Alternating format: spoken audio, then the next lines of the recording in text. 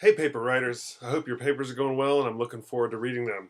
Today's talk, however, is not about your paper. In fact, today's talk is about John F. Kennedy and his speech at the Houston Ministerial Association in 1960, according to AmericanRhetoric.com, one of the top 10 speeches ever given in United States history. Take that for what it is.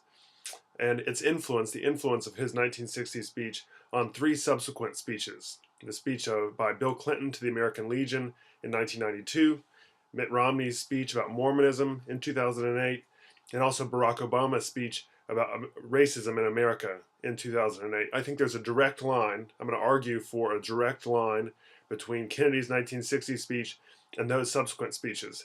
This reinforces a point that I've made ad nauseum. Perhaps if this horse isn't actually dead, it is in serious mortal jeopardy at this moment. But how much this proves that campaigns are students of past campaigns, they're students of political history, and history in campaigns has a way of repeating itself. Whether it's through these flip-flop ads that we talk about in the political advertising lecture, coming about again and again in 1952, 1972, 1992, virtually the replica ad.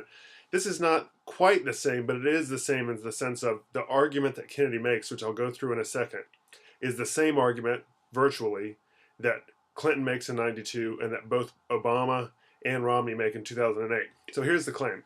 John F. Kennedy's Houston Ministerial Association address in 1960 has become the template by which future candidates who are facing specific problems with their campaign and specific problems with cultural norms at the time and how it relates to their campaign, use this template to overcome that particular obstacle.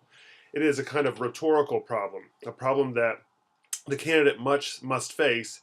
It exists in the culture, and it is a block to that candidate's influence. It has become a media obsession, and by letting it fester, the candidate risks losing control of the narrative of his campaign or her campaign, as well as the election in general. And so the argument that Kennedy makes when he goes to the Houston Ministerial Association is not about his youth, but it's about his Catholicism. At the time, and I'll explain more fully in subsequent slides, especially in the next 10 slides or so, but at the time, only one Catholic person had ever run for the highest office in the land. That was Al Smith in 1928, and he was the victim of a pretty vicious anti-Catholic smear campaign. Anti-Catholicism was still at a relatively high tide in 1960, and so there was this question amongst people who didn't trust Catholicism, didn't have much experience with Catholicism or Catholic people, as to whether a president who claimed to answer to the Pope in a religious sense, to look up to the Pope, whether the Pope would be a kind of proxy president, giving the president, John F. Kennedy, commands, orders, instructions, suggestions. In other words, there was this fear that we would in fact be outsourcing the presidency by electing a Catholic president. There's also just a lot of misunderstanding around what it meant to be Catholic at the time, and some people had a distrust of Kennedy as a result. And so with this smear campaign, this whisper campaign happening, Kennedy doesn't just choose any place to go give this speech where he tries to disassociate himself from those smear campaigns, but he picks a pretty conservative Baptist conference, the Houston Ministerial Association. These people were not exactly the biggest rabble-rousers in favor of Catholicism at the time.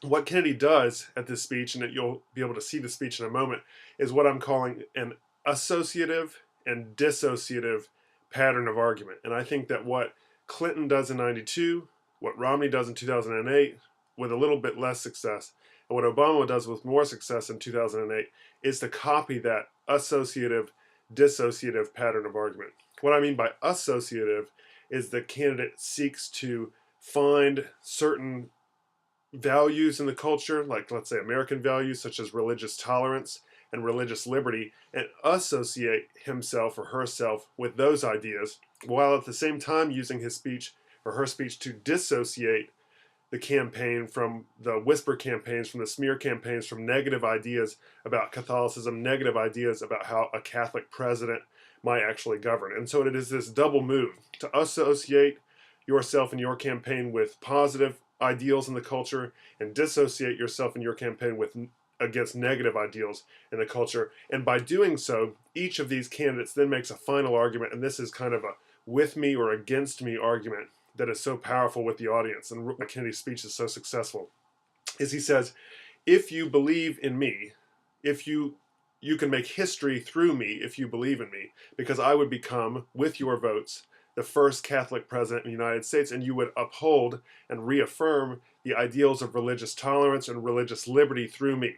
Bill Clinton says much the same thing in 1992. He says that the presidency should be open to everybody, even people who have no military experience, even people who have protested military actions in the past. And he had, of course, in 1972, overseas, while as a student in Oxford, he had opposed the Vietnam conflict.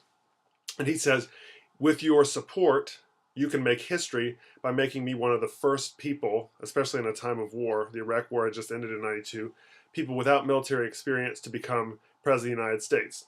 Mitt Romney says the same thing in 2008. You can make history through me, reaffirm ideals of religious liberty by making a Mormon the first president. And then, of course, Obama says the same thing in his famous race speech in Philadelphia in 2008.